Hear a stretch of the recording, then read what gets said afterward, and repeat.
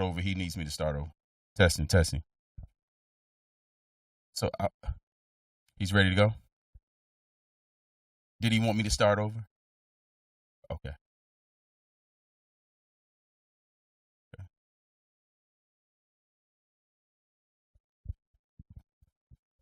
Okay. Now I can officially say, ladies and gentlemen, come on in, Sheriff. Come on in. Y'all come up front here.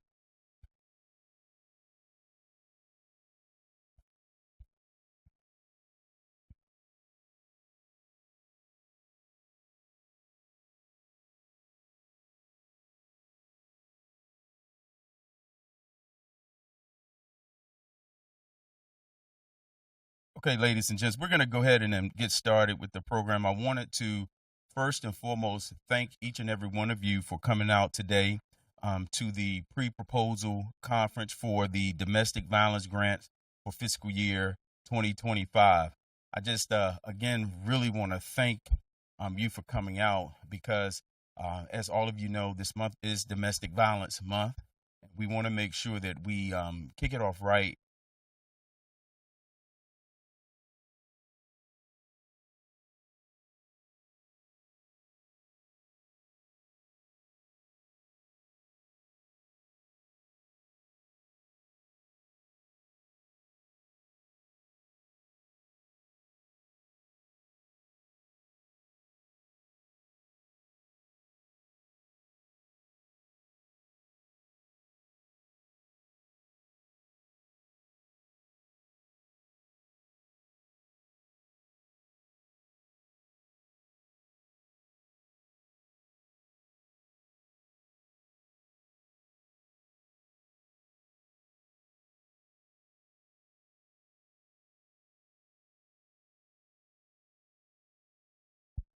Testing 1, 2.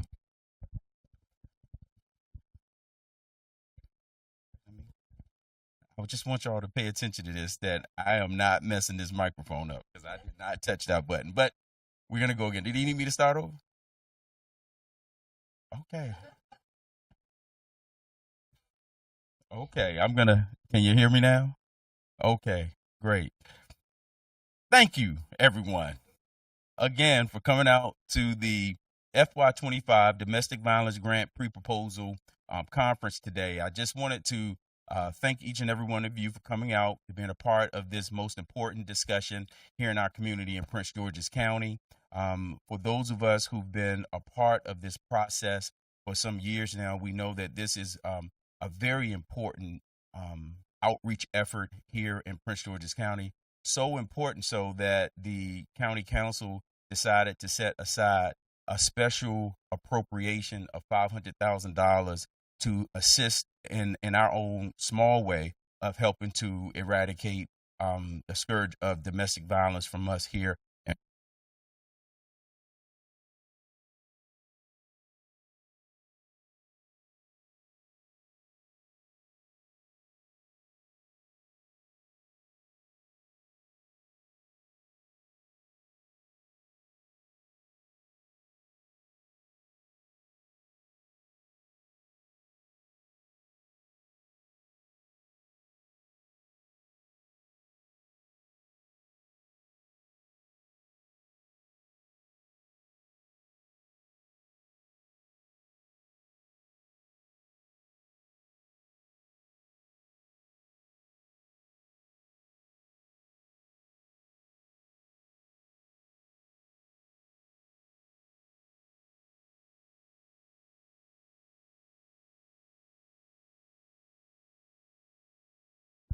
Testing 1, 2. All right, that one actually sounds a little louder, doesn't it?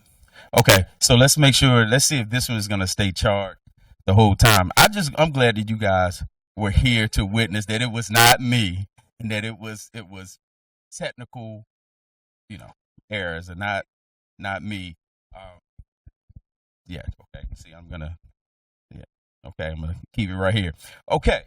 So, as again, I want to welcome everyone here to the FY25 Domestic Violence Pre-Proposal Conference.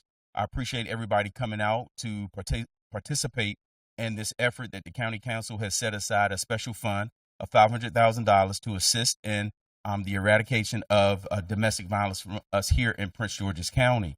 As we come together to have these conversations, we know that this is an important matter that face everyone, pretty much, I would dare say, in our community who would know someone who has been a victim of domestic violence. So we want to make sure that we do our part, our small part, in making sure that we can eradicate this from our community. I'm not going to go too long today.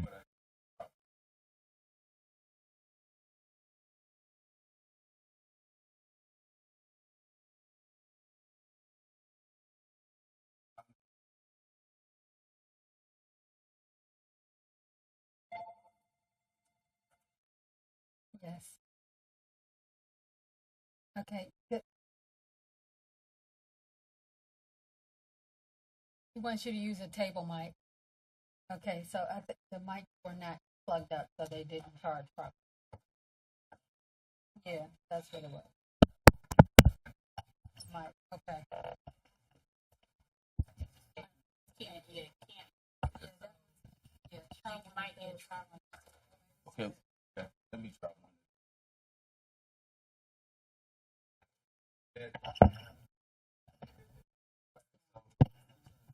Right here. Yeah. Testing, testing. Testing 1, 2. Can you hear me? Yeah. All right. So why don't we do this? Oh, I can't pick it up. It's not okay. Yeah, I really didn't want to sit like.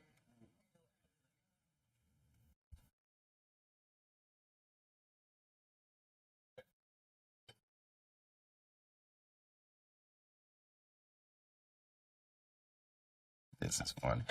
Testing 1, 2. Are we ready now? Are they ready now? Yeah. All right. So let's start this thing over again. I'm about to crack up, right? All right. Testing 1, 2. Are they ready? All right. Okay. Great. Hello, everyone. Thank you for coming out again to the FY25 Domestic Violence Pre-Proposal Grant Conference here for Prince George's County, here with the County Council. My name is Darren Swain. I'm the Grants Coordinator here in Prince George's County with the County Council, in charge of making sure that we process the grant applications that are going to be put forth by you, the grantees, today, in our efforts to help eradicate domestic violence from us here in Prince George's County.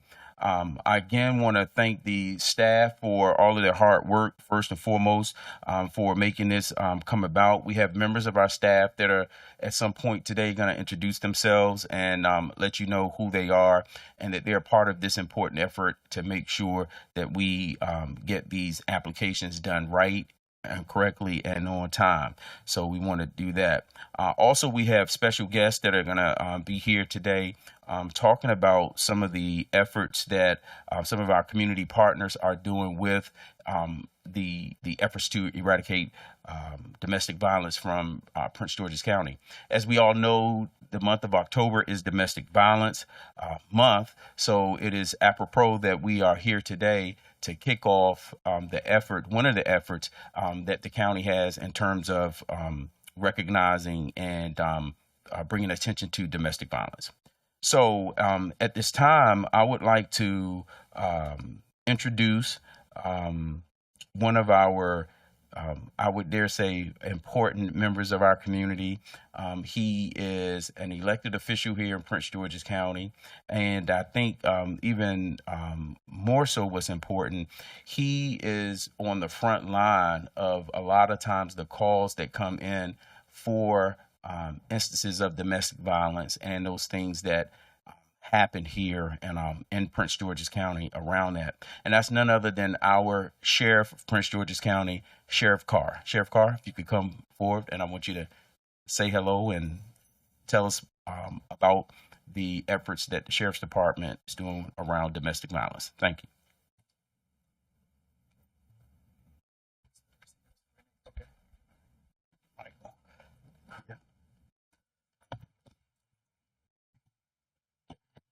Good afternoon, everybody. I know this is being recorded, so I'm happy to be here. For those who may not No, which I hope they shouldn't. But I am Sheriff John Carr, and I'm the Sheriff of Prince George's County. I think our community knows that the Sheriff's Office is responsible for serving all of the peace and protective orders here in the county, doing domestic standbys. We also have a large footprint inside the courthouse. I was happy enough to bring my staff, my director of our Domestic Violence Intervention Division, Ms. Jackie Roan, and my right hand dealing with our Bureau of Field Operations, Assistant Sheriff George Nichols. So they're present here today. As was made mention before, October is Domestic Violence Awareness Month. One big thing about domestic violence here in the county is that we're seeing it's consistent. And it's not only just intimate partners. We're now starting to see family violence. We see mental health also connected into those type of issues. And there is a true need in order for partnership amongst our nonprofits, our government agencies, in order to try to address this issue, as it is really deep rooted into our families. So I'd like to say just thank you for allowing me to say a few words. Now, I don't know if you want me to carry on, because I do have some information and things I would like to say. I know I did go to the health forum last week held by the county council, which is wonderful. But I want to make sure that those who are actually going to be applying for grants, they understand exactly that they're in the forefront. We need you more than ever. We can no longer work in our silos where a nonprofit or an organization wants to control just one aspect of dealing with this, because this is going to be a partnership between everybody. As far as being here in the county, we have to make sure that we make this a priority. And when I say make it priority, we have to have deliverables for those who are going to apply for this grant. You have to understand you need to make sure that you are successful, and we need that data or that information to actually show that you worked on what you said you can work on. So we have a lot of times nonprofits or organizations, they can handle one aspect, but they may want to do everything. Well, I believe partnership and working with some of the other nonprofits to make sure that you have a complete product would probably be best. I can't speak for the county council. I can only speak for boots on the ground, is that the need is out there. You know, you guys are the resource. So we definitely need you to be able to contribute and also to be vocal and express exactly what you can do and how you can do it. This county is almost basically 1 million citizens here, and the need is not only just for, again, intimate partners, but dealing with families. We have to be consistent in how we address and deal with their needs. Being consistent would mean that I know we have a certain amount here as of right now, but there needs to be a larger amount, and I will say this, there needs to be a larger amount when it comes to mental health and domestic violence. Consistency basically means coming from the courts once an order or once an altercation had occurred here in the county, that we're able to address it not only through that court process, but what about after? What type of trauma resources are we able to provide families, not only just intimate partners, but also dealing with our youth as well, as we start to see many of our youth are dealing with PTSD and other issues inside of their homes. So we need to have those type of partners to be there. We also would like to see, and again, I'm saying we would like to see, like this is my money, but it's not. So I also would like to see outreach. So outreach meaning that it's just more than just October, that you actually outreach throughout the year.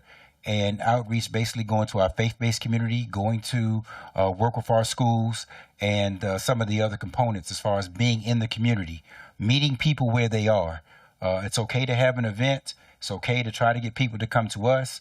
But I believe in order for us to address this issue, we're going to have to go out to the community and actually work with them and actually address that and be more proactive than reactive. So those are some of the things that I see. Consistency, actually being able to provide deliverables as far as how you're able to address the issue, and then how it's going to actually solve some of those problems within the household.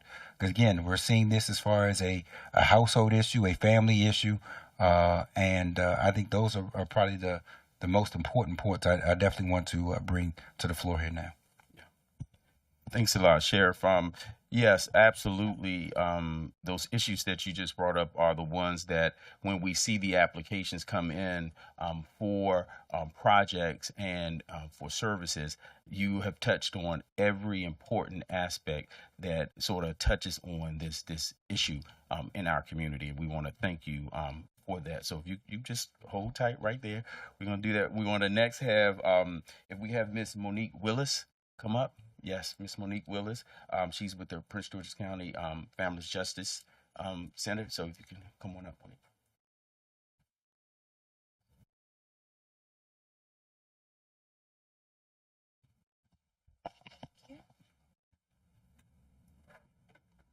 Good afternoon, everyone. It is a pleasure to be here. As he stated, my name is Monique Willis, and I'm the Deputy Director of the Prince George's County Family Justice Center. Sheriff Carr, you took my answer. So we are an initiative of the Circuit Court providing multidisciplinary, multi-collaborative services to survivors of numerous forms of trauma, including domestic violence within the community. And one of the biggest things, or two of the biggest needs that we are seeing include relocation assistance and mental health resources. As we all know, domestic violence is a situation that affects you not only physically, but also mentally as well. And that is where we are seeing some of our largest needs. Particularly, we've received a significant uptick this year in the need for mental health services. So I think that will be a great component of any project that you all are looking into. Additionally, the need for relocation and or temporary housing services, that is great. It is very great. A lot of agencies that have provided it in the past are experiencing different funding allocations. So the need is greater than ever before now for relocation because if they don't have anywhere to go, oftentimes survivors will go back to their abuser if they feel that they don't have a steady and stable place to lay their head, particularly if they have children, and we don't want that. So I think that housing is definitely a crucial component, or should be a crucial component in any project that we all are looking to embark upon. That is something that I feel would be great and is a major need within the community and the mental health services as well. Monique, thank you. So you can go ahead, sure. I do want to also make mention to, as you apply for these grants, and please look at the process and what we already have placed as far as a county. So understanding exactly from the Family Justice Center, the courts, public safety, try to utilize us as resources, but look at the actual process. What we do need to do is streamline our process. So we need to make sure that, if you were to be awarded, that you're able to actually streamline this process. Because if somebody's calling at 11 o'clock at night or 1 o'clock at night and we're trying to get resources or we're trying to address an issue, even if it's not, one of placement or one of addressing that immediate need, you also have weekend hours. Domestic violence has no boundaries and no time. So you need to be flexible enough to be able to streamline that process to make sure that it can actually carry through and we can actually address and deal with our clients or our citizens and those survivors to make sure that they're taken care of. Thanks a lot, Sheriff Carr. And that was what you just heard was one of the important things that we knew that the grantees needed to hear from some of our community partners that are on the front line dealing with these issues, so that as we are accepting applications, one of the main things that we are asking this year that we've asked in the past too is about collaboration. We're asking organizations to take into account what you do, what other organizations do, and how we can have wraparound services granted through whatever process we can through with the applications that we're going to be receiving here from you. So I just want to reiterate that, because it's that effort that's really going to help us get to the core of what's going on with domestic violence here in Prince George's County. And we want to do that. So as you communicate today and as we record this session, and it's going to be seen on the county council's site, and we're going to make sure that it's seen widely so that there can be plenty of opportunities for organizations to collaborate around this issue of domestic violence. So I just wanted to make sure that we said that. What I'd like to do at this time, I want to keep both Monique and Sheriff Carr here because we're going to take questions in just a second. But I really quickly wanted to, as a matter of fact, why don't we do that first, and then I'll go over the timeline. Were there any questions that anyone had in the audience for our two community partners? Okay, great. This is going to be a great audience. All right. So we're going to keep things moving then. So what I'd like to do, if we could pull up the actual timeline that we have for this grants process here in Prince George's County. So if you look at your monitors around the room, you will see that this is the actual timeline. We're in a very tight window here from today up until the 6th of November is when the deadline for the applications are actually due here in our office by close of business at 5 o'clock. So we're asking that you take that into consideration as you are preparing the applications and going through your opportunities to reach out to other organizations to have them get involved with you. There's some standard things that are required in the applications, and we will have that explained in just a second. One of my colleagues will come up and she will be going through the application, and we will walk page by page so that everyone can be familiar and know what's going to be going on with the application process. Okay, so but this is the timeline. We started with the a formal announcement back on the 8th, where we actually had some of the recipients from last year come and they received citations here, or proclamations anyway, here with the county council. And that was a great ceremony, and we appreciate all the work that they did last year and look forward to the work that you're going to do this year. The applications are now going to be available online starting today. When you leave here, the application should be and will be posted, so you can share that information with any colleagues or organizations that you're going to be working with. And then again, as I said, the application is due back on the 6th of November, and then we will start the process of reviewing the applications with our internal teams and looking through and making sure that each of those applications are given their just due in terms of review. And one of the things I like to stress is that the county council, and let me actually take 3 steps back, on behalf of the chair of the county council, Chair Jolene Ivey, and our vice chair, Chair Sydney Harrison, I like to make sure that I say hello on their behalf, because it's not about me at all. It's really about the county council and the work that our chair, our vice chair, and the rest of the members of the council are doing around this. And they're the ones that are making this effort happen today. So I just wanted to make sure that I stressed that. So this process is one that, again, is very important. We're going to have some actual physical applications or paper applications just available for you to follow us through here today.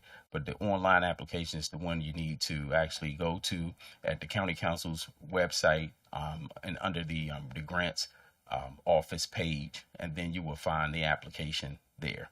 Okay. Let me, at this time, I want to thank both Sheriff Carr and Ms. Monique for coming up. I'll let them go and take their seats again if they would like.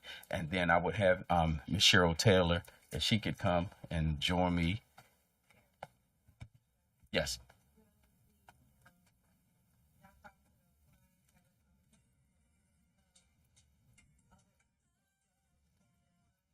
Yes, and that's what we'll do. So we will make available the ones that are that came in today. We will send out that list to them of the ones that are here today. And then what we will also do is encourage them to also visit the county's website. On the website, we have listed the award winners from last year and their information. And that's a great way for them to reach out to them. As a matter of fact, if you're here today and you haven't been successful, reaching out to some of those successful awardees about potential partnerships and things like that, I would dare say do that as well. But we will make that information available to the applicants.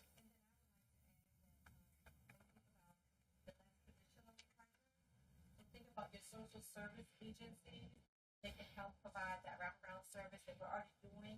So when you think about families, we have a lot of blended families right now. It's So you got social services that offers blended family services like family preservation and things like that. So think about other services.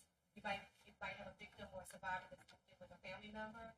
How can we support that family so we don't have to do relocation anymore? They can continue staying with that family member where they are, but how can we support that family? So not just your traditional domestic violence partners. Think outside the box.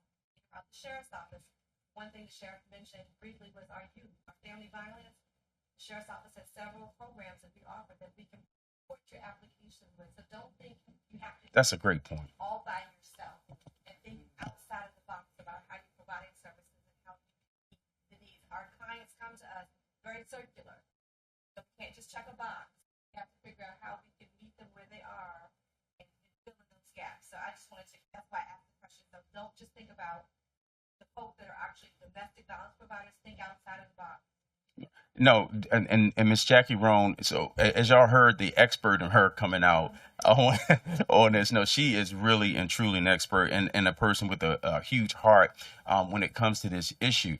And I appreciate your bringing that up to the grantees, because we have to think outside. If we really want to get to this issue and eradicate the issue, we can't just think in a traditional sense on how do you tackle the problem straight ahead. Sometimes you got to go around it and attack it from the back. Right. And that means that those resources that are here, as she pointed out, with family services, with social services, with the sheriff's department, she wanted to make sure, and I'm repeating this because I know they're probably in that film telling me that they couldn't hear everything, but I wanted to make sure that you knew that we talked about relying on some of the resources that are already in place, and having them be supplements to the efforts that you want to do as a nonprofit to address some of these issues. So that's the main thing that we want to do.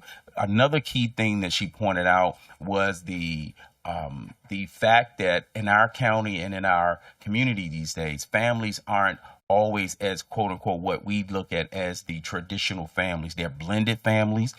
Domestic violence isn't always male on female.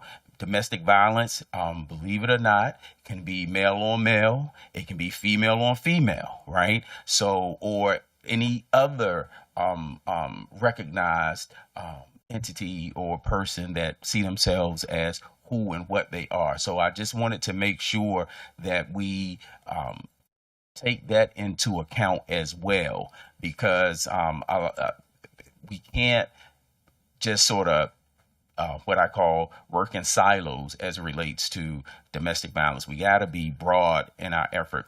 The other thing that I want to bring to your attention is something that we talked about last year, but I want to emphasize it again this year, is that we also need to look at the impact on children. Domestic violence has a huge impact on children, and I want to make sure that there are efforts in some of the grant opportunities to address that in different ways. So that's one of the things. The other thing is sometimes I know that I was in the barbershop. I just want to give you this quick example. And it's interesting. Sometimes you're quiet in the barbershop. You listen to things that are happening in the barbershop. Some of them are good. Some of them are not so good. But the good thing that happens is that around this issue, you can hear some of the men crying out for guidance and help. So I really want to also just stress that some of the non-traditional ways is how do we meet that issue where it is, using those forums, the barbershops and the beauty salons and those places like that as opportunities to have these conversations. And hopefully they can be some preventive type conversations that can take place in those areas. But we got to be non-traditional and think outside of the box as relates to how we're going to do this. How do we meet some of the young people, in those schools? Do we know which areas that are more profound or have more domestic violence incidents, and those schools that are located in those communities, looking at some of those things, those elementary schools and middle schools, and how do we communicate with them as well? So I just wanted to put some of those things out as we think about this issue. So what I like to do at this time is to have my colleague and one of our grant analysts here, Ms. Cheryl Taylor, MBA, by the way. I just want to give her due, certainly, so that she can now assist us. And we're going to go through and talk about the application in and of itself. And at any time, if there's a question that you have about any page of the application that she's going through, just let us know, and we'll certainly slow down and talk about that. So, Ms. Cheryl. Hello, everyone. Can everyone hear me? Okay. All right. I'm Cheryl Taylor, like you said, a grant analyst and on the grants team. And I'm here today to discuss the grant application process. And as the sheriff and Miss Monique already talked about, we're going to be looking, as we go through the applications, we're going to be looking for your collaborative efforts in using the available resources, as well as what you can do and how you can do it to eradicate domestic violence. So we're going to be looking at those things. Those all of the points that were brought out are categories that we'll be grading and we'll be looking at as we go through the application process. So those are very important for each and every organization that is applying for a grant. The grants are competitively awarded to eligible nonprofit organizations. And when I say eligible, you are required to meet, you're required, first of all, to have all of your certifications, and all of that information will be displayed in the application.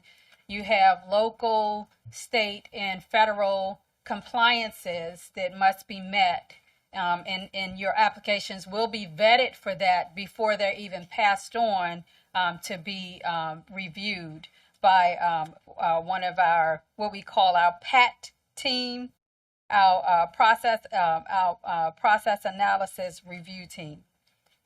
So they will be reviewing the applications. Okay, so let's see. And once the proposed analysis team is finished reviewing the applications, then they will be graded. And once they're finished being graded, they will be forwarded to administration for approval. So that's the process, but we're going to go through the application. Applications are tentatively scheduled to go online today. Hopefully we will get them online today, and you will have from today until November 6th, 5 p.m. The deadlines are firm for submitting applications. All applications must have required documentation. They must have original signatures. They must be submitted in a PDF format. We don't accept a fillable format because documents that are submitted in fillable format can be corrupted in transmission. Information can be missing. So we want the application to be scanned or copied, but submitted in PDF format. No hand-delivered applications will be accepted. Once your application is submitted, you will send it to the Submit PGC Council email box. And once it is received, a generic receipt will be sent to let you know and to confirm that we have received your application. No other correspondence is to go to the Submit PG mailbox, only applications. Anything else that you need to add to your application, if you forgot to submit documentation, you can send it to the PG Council grant email box. So that's where we will receive other documentation. Let's see. The different categories, as were already mentioned, that your application, you can submit an application for, is housing, workforce development, counseling, mental health services, advocacy, legal services. These are the different categories that you can submit an application in. And an organization can submit an application in more than one category, but it's one category per application. Applicants may apply for more than one category, yes. Let's see. You must include the name, representative, organizational representatives Right. with the title and contact information, email and telephone number are mandatory. We have to call you when something is missing with your from your application. We have to email you. We have to be able to correspond with you. We have a very tight deadline to work through to get all of this work done. So we need to have you available. We need to have you accessible so that we can reach out to you. Okay. Application evaluation. Application submission is one. Organizational strength is another. Program design. Outcomes, your projected outcomes, your financial management, and the collaboration efforts. As we said, we're going to be looking for your collaborative efforts in taking advantage of other resources in the county.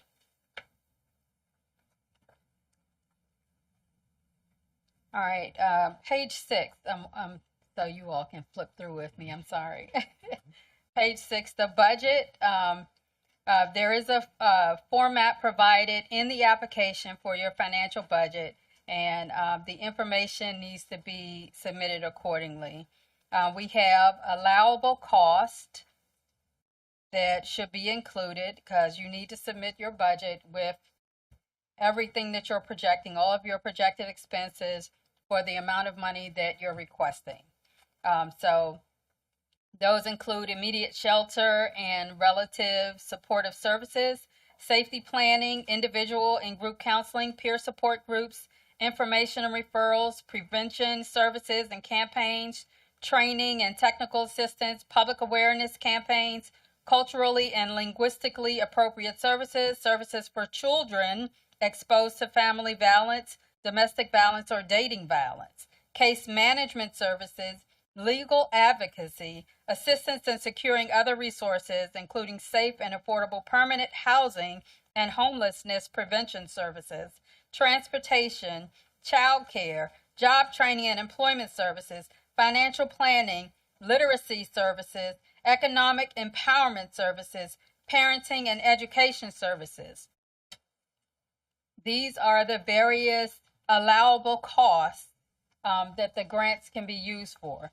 What the grants cannot be used for are audit costs, property insurance, political purpose or advocacy, to benefit a for-profit entity, to benefit directly or indirectly a nonprofit tax-exempt entity which has lost its IRS tax-exempt status. Again, it is important that the organization maintains compliance with the IRS, with the state, and with the county. Okay, the Council Domestic Violence Program grant goals. Again, the goal 1 is housing, to have stable, to stabilize and increase housing opportunities for survivors of domestic abuse and their children, to assist them in living violence-free lives.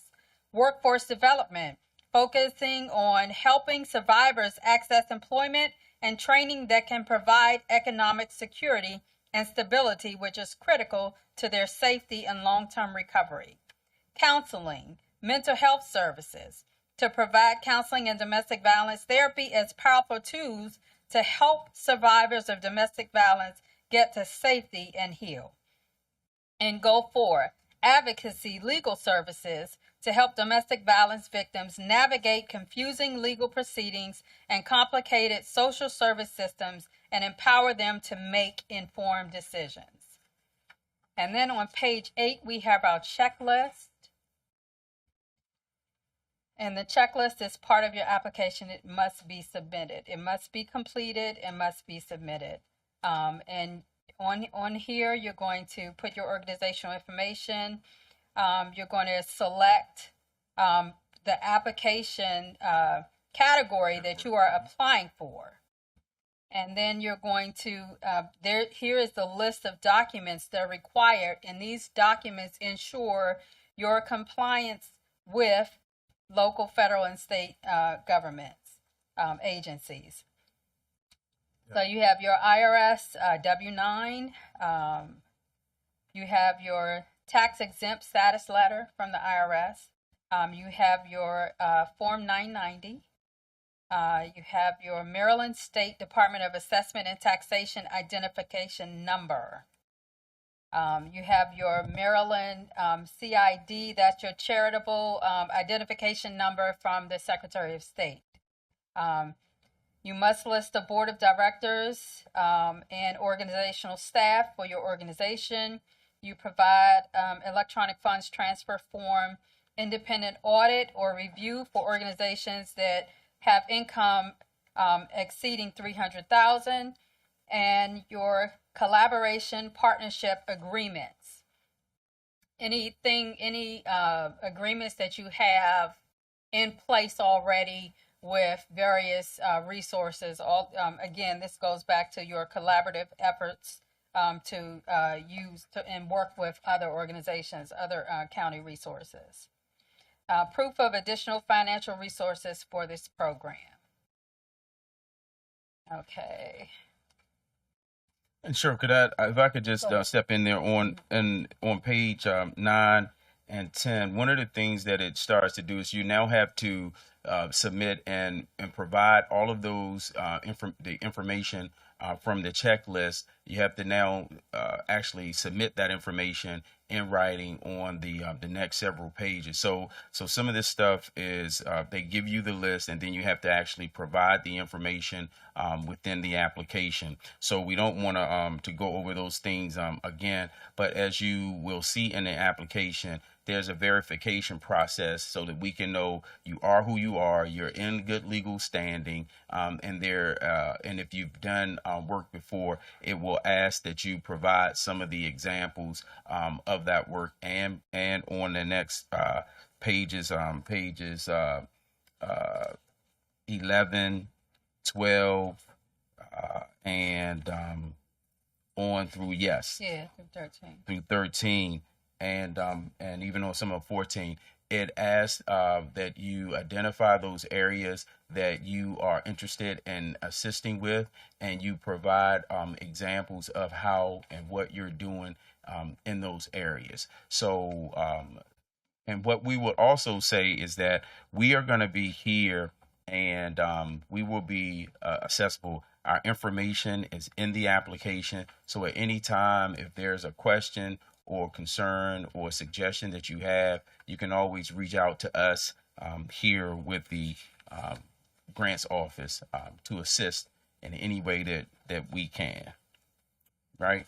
And what the thing that I like to emphasize and as we come to a close here with the application is that this information, then once we capture it with the application and we give it to the performance analysis team, they go through and they look and they compare those things that are submitted by the applicant. If there are any questions that they may have about the application and its impact on the community, or its issues of any issue they may have with it, we then answer that. But I can tell you that we're going to be really emphasizing and giving high marks for those collaborative efforts of organizations working together, and those organizations that are looking to make sure that they utilize some of the resources here with the Sheriff's Office, with the Family Justice Center,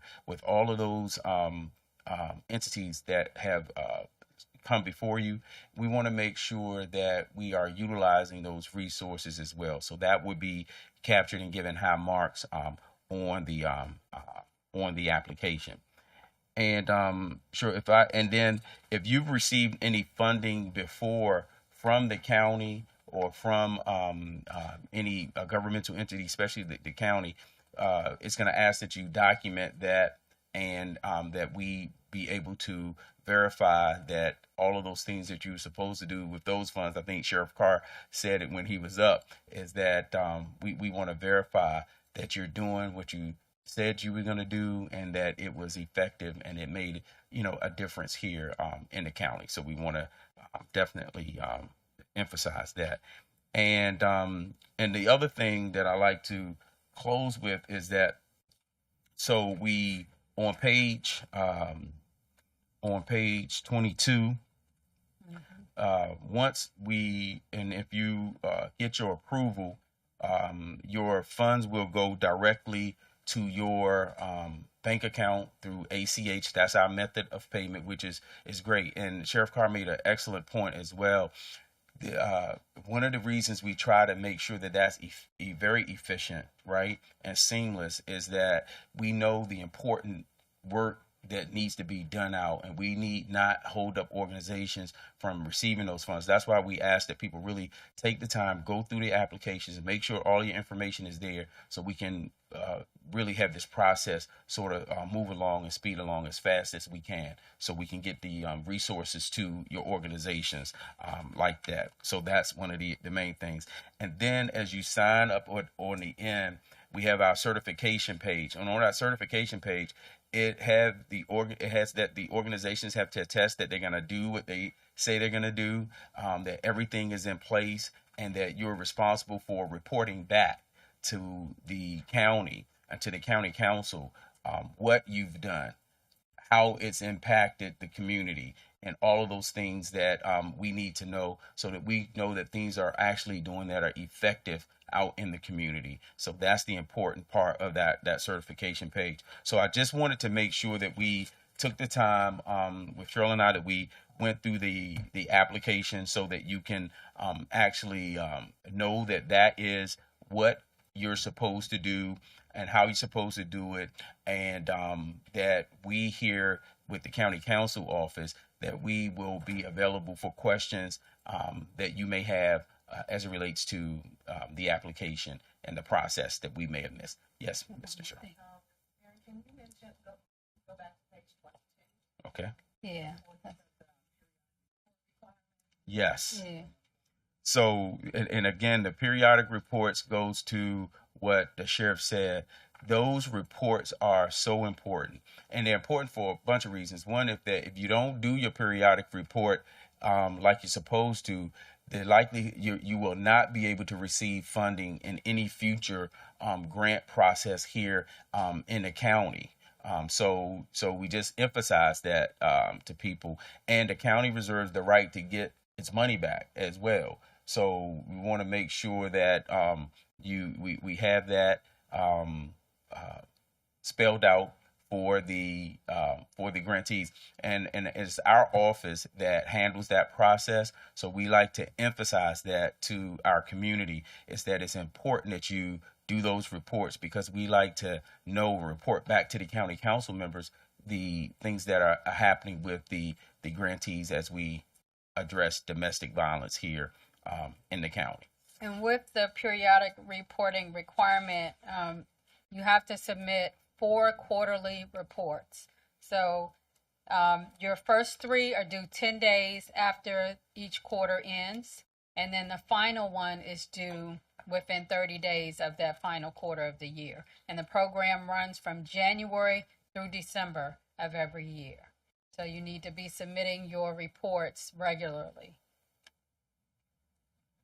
Okay.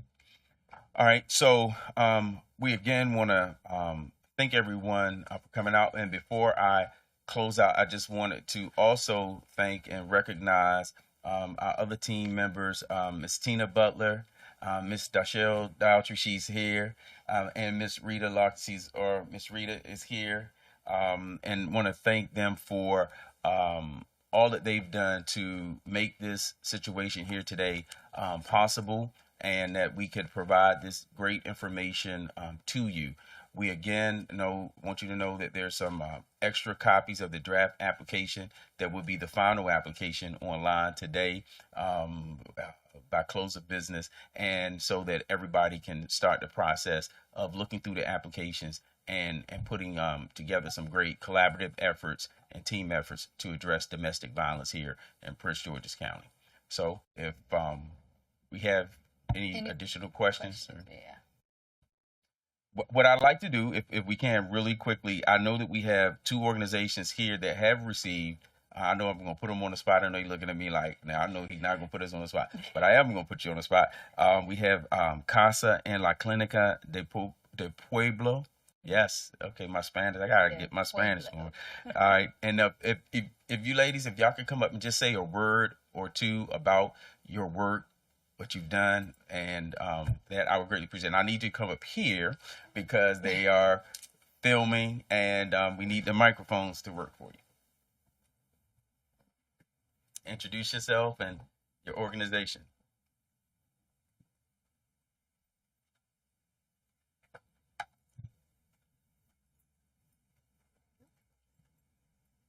Okay. Hi, my name is Erica Black. I'm with Casa Prince George's County. We advocate for children who are living in foster care, who have either experienced abuse or neglect. A lot of our kids come from secondary trauma where they are either seeing domestic violence or later on become involved in intimate partner violence simply because of what they've seen. So I think for us, I took down notes while you guys were talking. I know this year with the grant money, it allowed us to serve 200 kids, which is technically 40% of DSS cases. 24% of those cases that we served were actually kids who were involved in domestic violence. So the grant is very helpful. I think that the collaboration is something that our community does need to work on, because reinventing the wheel makes no sense, right? You're using expenditures in ways that you can actually cut costs and be more effective. So I appreciate the opportunity for being here. I think this is going to be another win for us if, we are allowed to partner with someone and receive the fund again. Thank you. Great. Hi, everyone. My name is Mariela Cabanillas. Thank you so much for having me. I am the Grants and Contracts Specialist at La Clínica del Pueblo, which is a community-based organization and federally qualified health center. We are primarily based in Washington, D.C. We have our primary location in Columbia Heights, but we also have a primary care center here in Hyattsville, right across from the PG Mall. So our organization, for the specific project that we're working on, we have a program called Entre Amigas, which is our Among Girlfriends domestic violence survivor support group and case management program. So that program began around 2001, I believe, and it initially started as a support group for Latinas who are living with HIV. And then within that group, our managers are realizing that a lot of these women were experiencing domestic violence. So the program has grown over the past 20 some years into a full case management, advocacy, and support group for Latinas living with who are survivors of domestic violence. And for our community, that's really important because, especially within Prince George's County, a lot of the people that we see, not just in our survivor support group, but through our primary care centers, a lot of our population are experiencing uninsurance. We have about 60% of our patient population who are uninsured in Maryland and don't have safety support nets to access primary care services. And we really believe that healthcare is a human right, and that begins with holistic health and not just primary care. And so that's what our program really focuses on, is providing not just primary care, but also legal services or navigations to support groups and resources for Latinas, especially considering the fact that there's a lot of lack of culturally and linguistically appropriate services, especially for recently arrived immigrants who don't really know how to navigate the system. So that's what our project is working towards. And we actually collaborate with CAFHE, and off the top of my head, I can't remember what the full name of the organization is, but I know the abbreviation. And we refer, we're closely tracking 30 survivors of domestic violence, and then we're referring them to legal services with CAFI within this project. So thank you so much for having us. Oh, thank you. Thank you. I appreciate that. And that's one of and these two organizations right here, and I'll say this very quickly as we close, are what I would just call some of our superstar organizations. They get their information in on time. They report out the work that they're doing, and they show us the impact that they're having in the community. So I really want to sort of give them a little highlight here today, because we appreciate that, because they serve as examples of how, if our community organizations, they come together and they work together, these are the types of examples and the work that they're doing in the community that we know that can assist us in every opportunity to help eradicate domestic violence in our community. So again, thank you, ladies, for coming up. Thanks everyone again for coming out. Sheriff Carr, we greatly appreciate your continued work and service here in Prince George's County. And on behalf of the County Council, I just want to thank everyone for coming out today. Thank you.